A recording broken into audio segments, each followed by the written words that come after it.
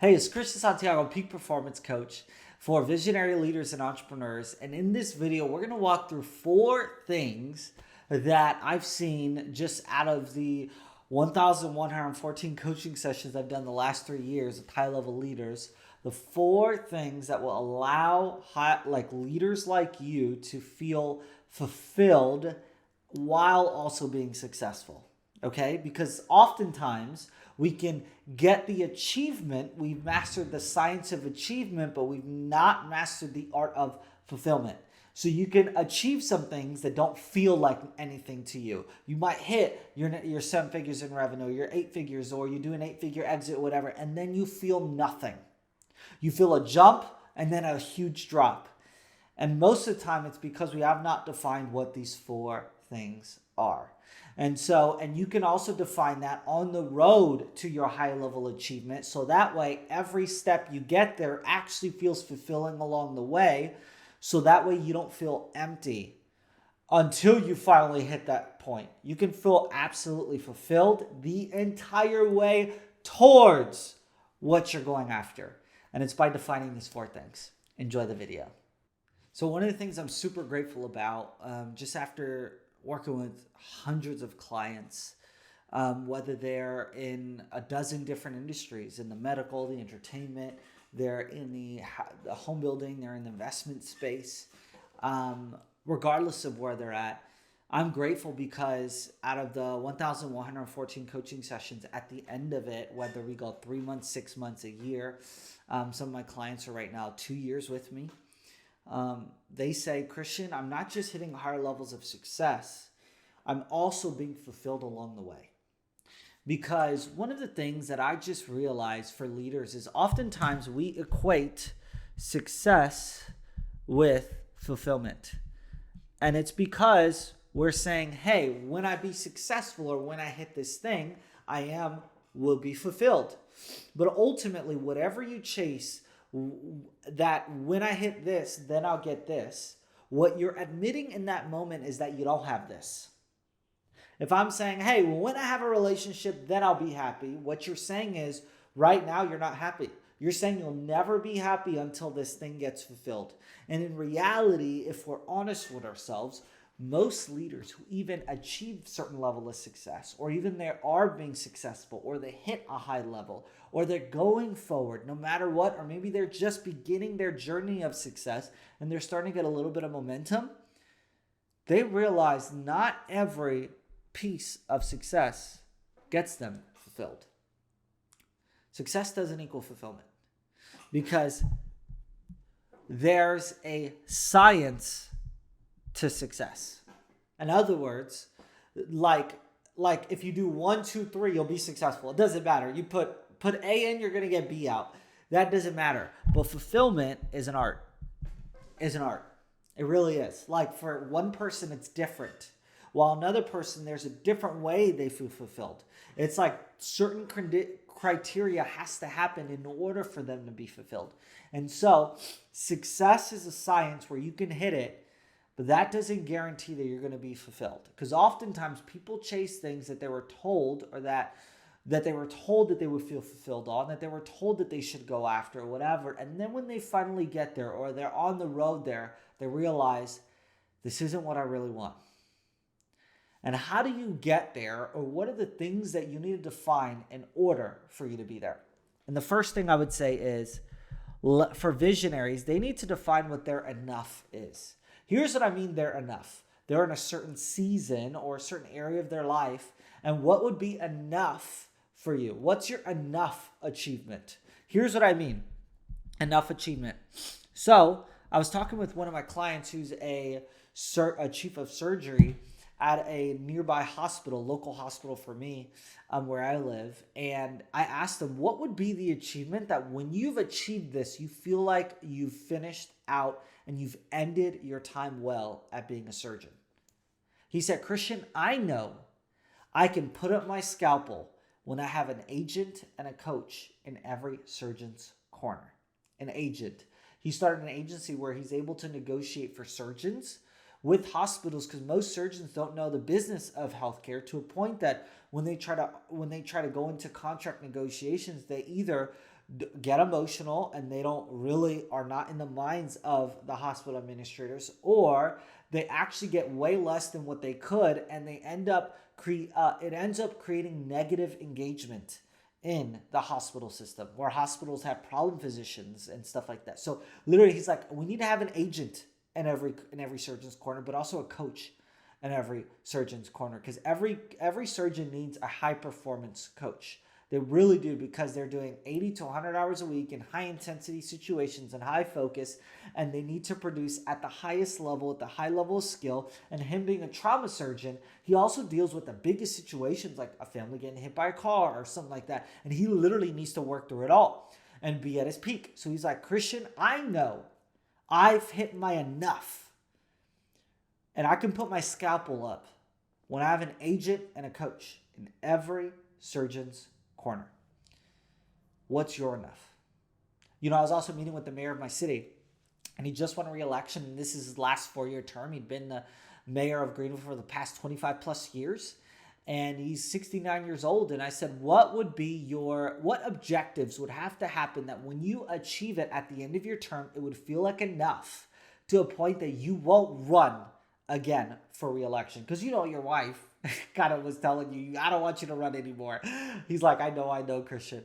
And so we defined 6 things that when he accomplished these 6 things, they'll feel like enough, and he can finally hang up his mantle of being the mayor, and he can move on to his next season of what he wants to achieve, which he's excited about, shifting and transforming other cities like Greenville with his expertise. But he feels like that's enough. If you've never defined what your enough is, you'll never know. Like, some founders need to say, you know what? When I get to a valuation of 100 million, where we're doing that 20 million of EBITDA, we can do 5x and sell it for 5x. That's my enough. I'm not trying to get to $1 billion unicorn. I'm not trying to do all that stuff. What I actually want to do is I want to do 100 million. Or maybe I want to exit and do a 20 million. Or maybe what my enough number is having $10 million liquid cash in the bank, and then I will retire and step away. Or what's your enough? Because when you define that, then you get laser-like. Because when I texted the mayor 2 weeks later, I was like, how is it defining what your enough is? He said, Christian, I've been more laser-like focused in the past 2 weeks that I've had the past 3 months combined, because we've defined what those things are and we've laid those things out. And he's fulfilled. Okay? The second thing that you have to define is, what's your burning question? Okay? What do I mean by your burning question? So your enough achievement is seize it all. Okay? It's your enough achievement. Your burning question is the thing that lasts. Like, what is your burning question? Everybody has a burning question. I remember I was talking to a prospective client, and I was like, what's your burning question? What do you want to achieve? What do you really want to accomplish? And he's like, I don't have a burning question. That's the dumbest thing I've ever heard. And then I explained to him how one of my other clients, he has a burning question. He's like, how do I really, in his healthcare, he's another healthcare leader. He said, Christian, how do I build it out for the next generation of surgeons so they don't have to deal with what I've dealt with? He said, that's what keeps me up at night. How do I really help the next generation of surgical leaders to not deal with the issues in healthcare leadership that I've dealt with? How do I do that? And that's his burning question.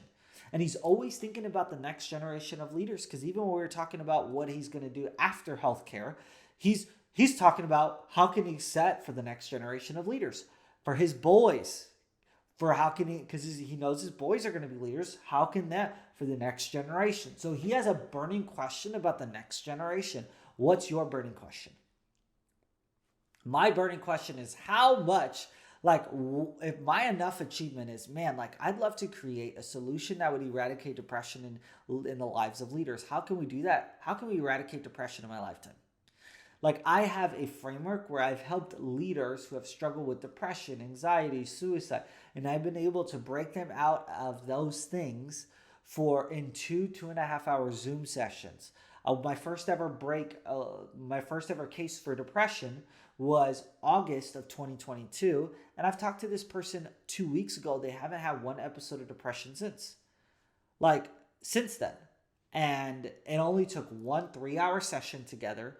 And He's been free since, and I've been able to do about 6 other cases since then. But my burning question is like, how do we move suffering from the people, from the lives of people? Another burning question for me is, how do we amplify the limitless potential, the potential of human beings? How do we amplify it? How do we activate the limitless human potential inside of people? How do we activate that in a way that lasts?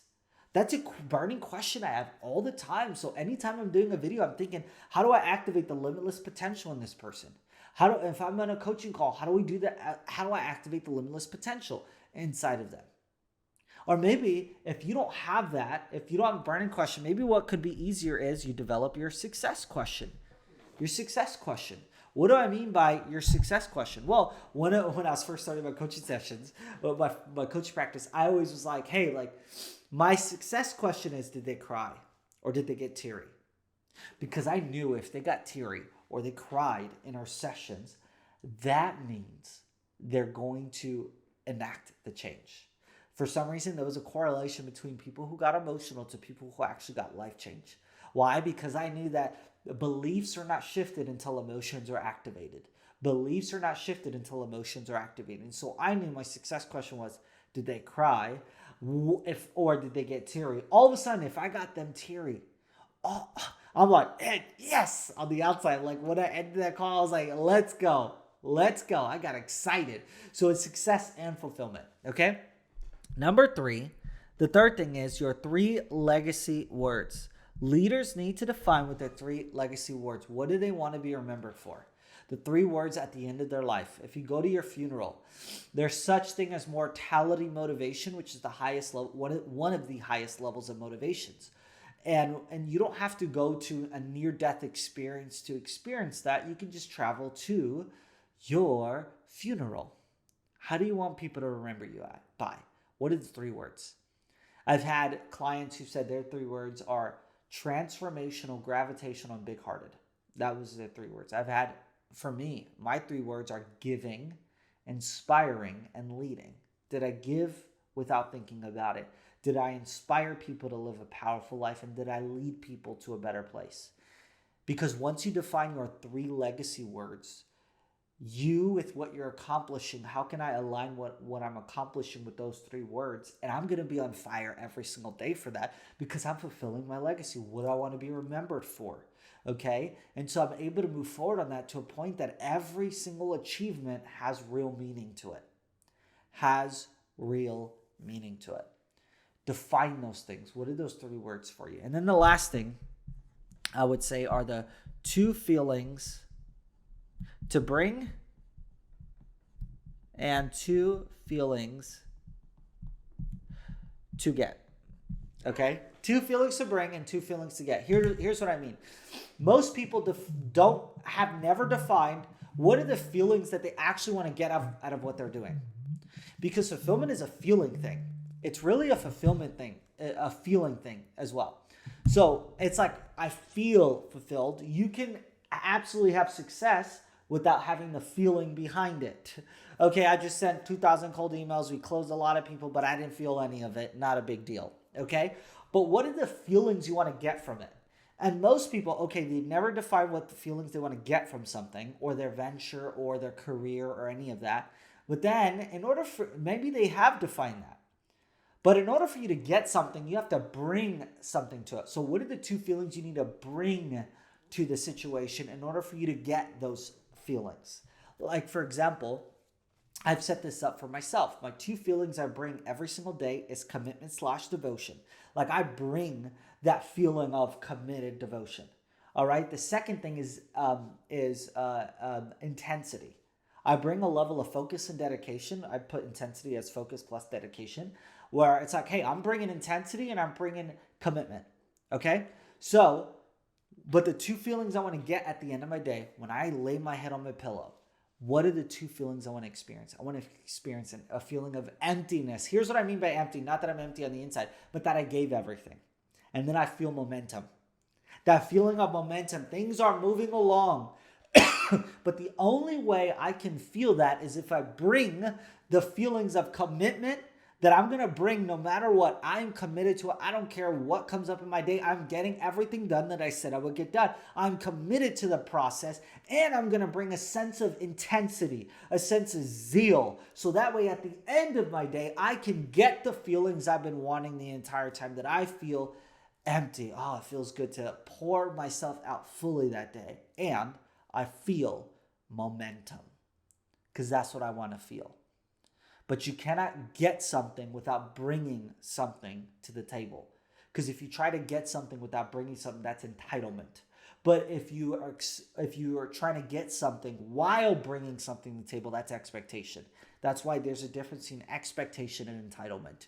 And so, if you answer these 4 things as a visionary leader, you'll get success and achievement, and every step of the way is going to feel absolutely incredible, and you'll probably achieve more because you defined any of these 1 things. So again, Christian Santiago, Peak Performance Coach. Subscribe, like, comment on this. Also send this video out to another visionary leader you know.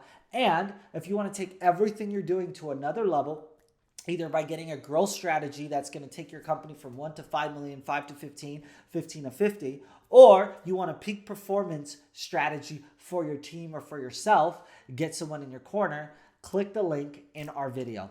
And again, Christian Santiago here, you operate at your peak, and there's more in you than you're really bringing out. I'll see you in the next video.